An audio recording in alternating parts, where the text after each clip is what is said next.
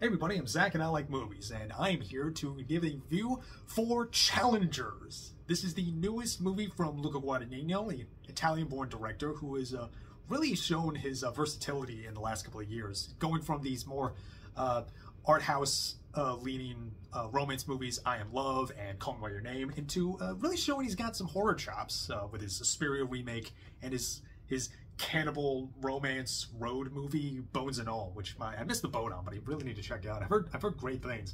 But now here is Challengers, which is a kind of been sold as a erotic thriller of sorts. Like, Zendaya is in like this kind of throuple thing. Check it. You better check it out. There might be a threesome.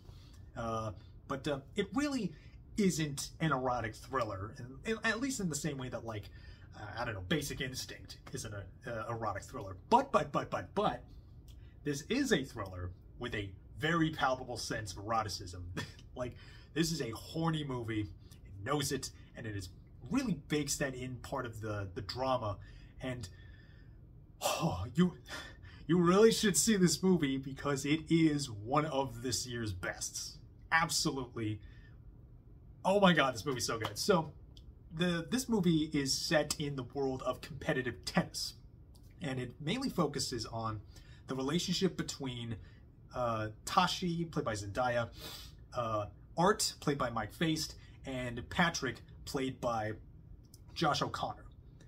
And the narrative of the story bounces back and forth, really like a tennis ball, between the past, showing like how they met, what their relationship was like, and you know, how they got entwined in each other's business, and the present where Art and Patrick are playing in what is effectively in context a low stakes tennis match, and with Tashi watching them. But like the more that we flash back and the more context that gets revealed, we understand what this match means to them and what the match also means to the ever-shifting character dynamics of their like three-way relationship. And speaking of three-way, I'm not surprised that like some of the trailers have been kind of leaning on like that scene between her and the boys and always on the bed and they're making out, because like, oh my god, what a scene, right? But there's just so much more than just like three beautiful people being horny for each other. But that being said, they are beautiful people and they're obviously horny for each other. And this being a Luca Guadagnino movie, he knows how to shoot pretty people. Like seriously, like Guadagnino, his movies he somehow is able to incorporate much more senses than just sight and sound into his movies. You know, if you've seen Call Me By Your Name, for example, these are movies that you don't just see and hear. These are movies that you can like smell, movies that you can reach out and touch, movies you can taste, and like especially how he frames the human body. Like these, like he shoots them like they're the same way that you would see like a Greek statue, or these these Olympic documentaries. Where like the physical form is just so immaculately framed, like especially here when they're just coated in this like brilliant sheen of sweat, and Zendaya like in these like who looks really good in just looks really good in those tennis shorts. And man, the boys, they're in great shape. They're like, again, this movie knows it's horny. This movie knows that you want it. But what's so thrilling about this movie is the way that it is so brilliantly cut together. I think this is some of the best editing of the year too, and especially because even in the middle of like just standard conversations, they'll like kind of cut back and forth between each other, but ostensibly like you might be annoyed by like the reverse shot, but the way that the cuts are like put together, the rhythm of the cuts is so hypnotic. It really does feel like the arguments themselves are tennis matches themselves. Just you're just watching bounce back and forth between each other, like seeing who gets what kind of edge above the other, or not even really, or even not even like who gets the edge, but like who is able to like understand the other and see what they're like mind, not only see like what game they're playing with each other, but seeing how they can like find catching each other on the same wavelength. I guess is what it means. And my God, like, this is the kind of this script too. This gives the actors so much to work with, and it was written by Justin Kurtowitz, I believe is how you pronounce it, and and I just found this out yesterday, who is actually the guy who did the classic potion seller video from like well over a decade ago. I am going on a journey. I must find my strongest potion. You cannot have your strongest potion. And like, also, not only that, but like, he's been a playwright, and he's married to Celine Song, writer and director of Past Lives. Like, I found out yesterday my life is never going to be the same after that. Holy crap. And wow, and speaking of like just giving the actors so much to do, these actors they get so much out of this. They're able to like just bring so much into their performances, and like the way, like even just with like the subtle looks that they give each other, they mean so much. And I really don't know who my favorite performance would be. I should probably start with Zendaya, because she is kind of like a real scene stealer here. Like, and ever since I saw Zendaya first in the Spider-Man movies, I knew that she was a star. There was I was like, oh yeah, this girl's got some juice in her. But I always felt like I think because of like typecasting between like the Spider-Man movies and definitely Euphoria, she kind of feels like she hasn't been giving like as meaty roles as she hasn't quite been able to like live like to match the potential that she clearly has, and she has so much star power to her as well. Or like, I don't think you're gonna get like I knew she was like great. I knew she was a good actress, but it's hard to say she's like getting the best roles when your shit looks like Euphoria and like Malcolm Marie. Ugh. But there was like earlier this year she was with Doom 2. She was like really shown herself to like really not only just like leaning into that star potential of her, but also like really like giving Shawnee some like meat to her presence and her screen presence. And here every scene that she is in, she basically commands it through like just sheer force of will. And this is this is a movie that really knows how to use close-up, and Zendaya definitely commands a close-up. She has these such piercing eyes.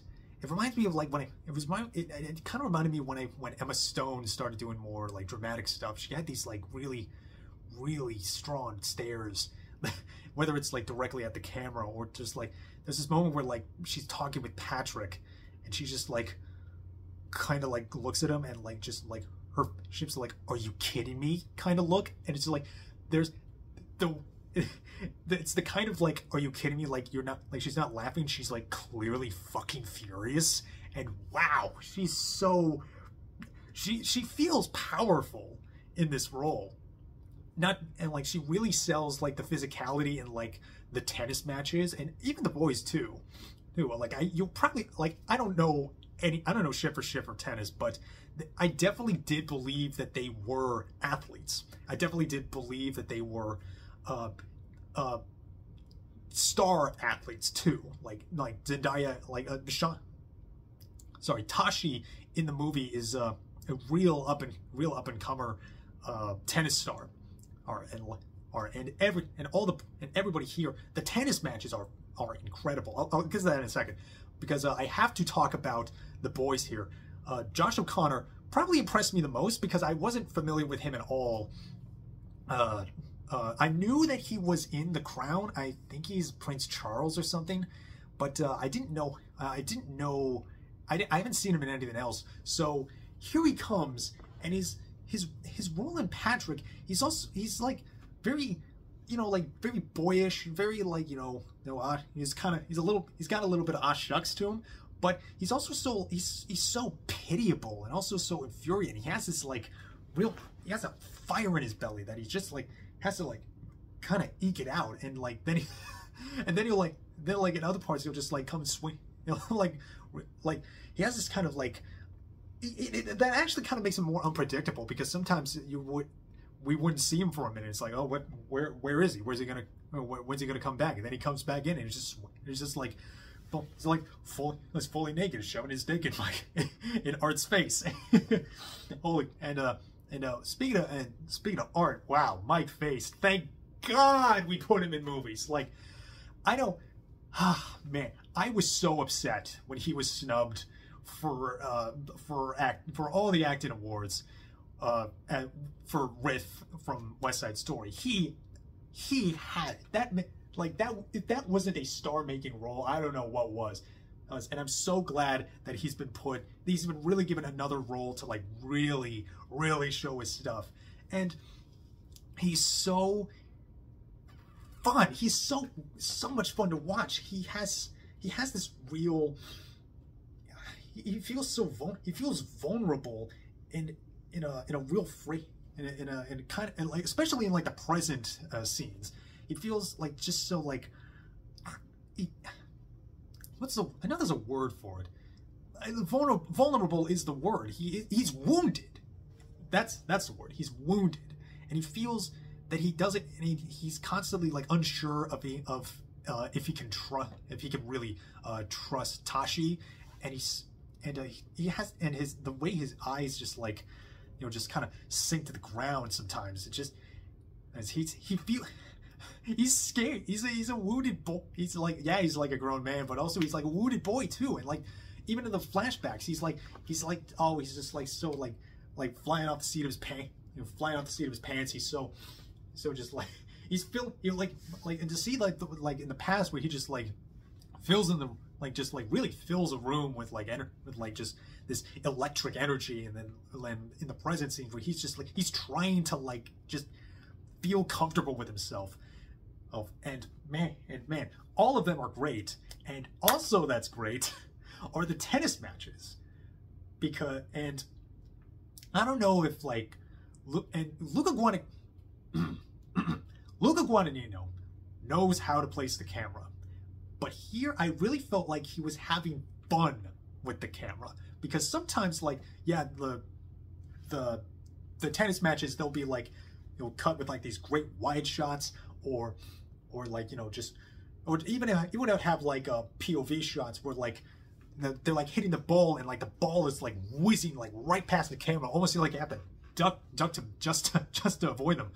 And even sometimes he'll like, especially the way that the shots are like so just going out, just finding new places to be so interesting to watch, and like, especially in the last like 20 minutes of this movie, which is just the present match, which is so, oh my god, it's so creepy. He keeps finding ways when they keep cutting back to their match. He keeps finding ways to make each shot and each pace feel unique. Like sometimes he'll like attach, sometimes there'll be like the camera attached to like their chest, and it'll be like a point of view camera. Even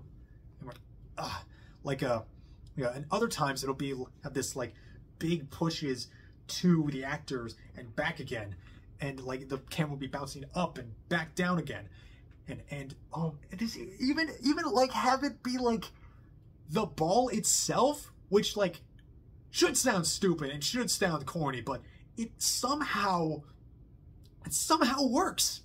And wow, and man, but I gotta tell you, I don't know how it took me this long to mention the score for this movie. It's so good.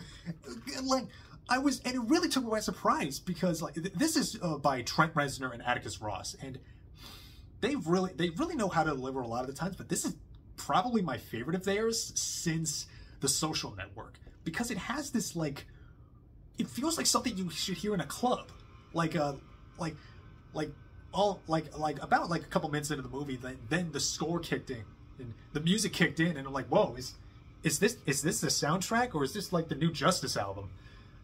Like, it has this like real great electronic thump and groove to it. It's really catchy, and it's so thrilling anytime it comes in. Like, cause like it'll even come in argument scenes where they'll get more heated, and the camera will like cutting back and forth, and then the soundtrack will keep building up and up, and it really complements every scene very well. And man, I'm gonna be blasting this a lot. That definitely really helps the score, really helps the drama, really helps the tension, and really helps with a lot of what is happening with the character dynamics, because they just keeps underscoring how fraught it feels, and even sensuous it feels. I have to keep repeating. They're not wrong to kind of sell this as an erotic movie, because there is a real like sexual energy to it. Like, not just the way that like the boys are clearly like pining after Zendaya, but also like how there's clearly like homoerotic undertones and homoerotic overtones that come in really fun ways sometimes. I guess I could kind of describe their early relationship, at least, as it's not gay if we don't hold hands.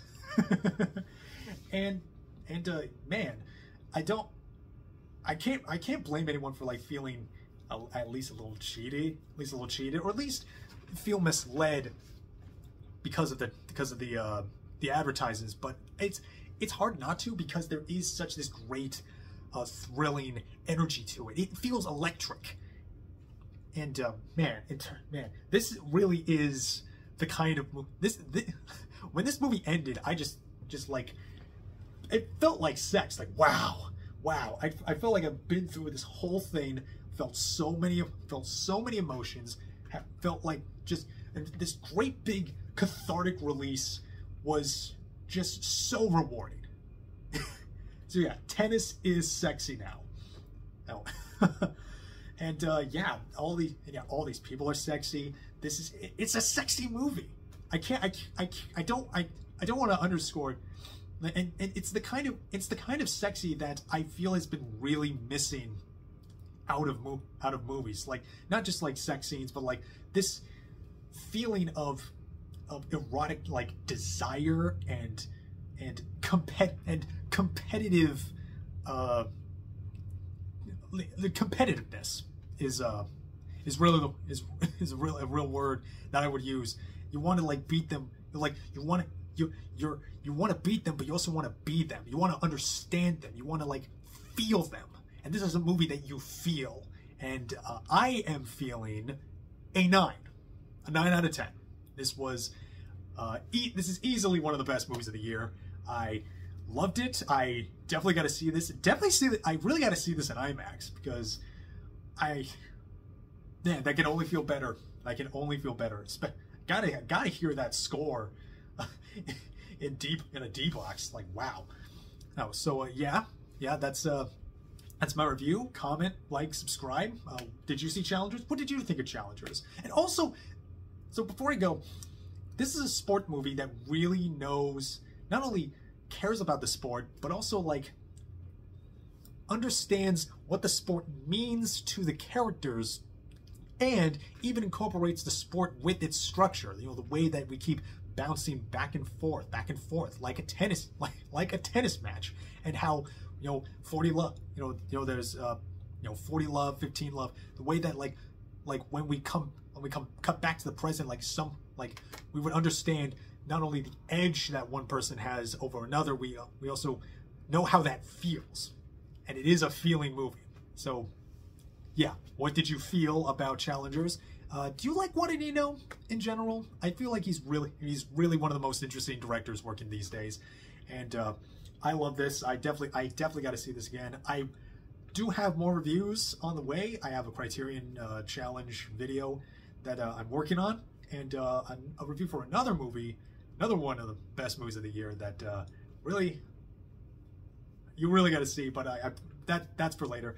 So for now, I'm Zach. I like movies. I have a lot more movies to watch, and I hope you do too. And I will see you later.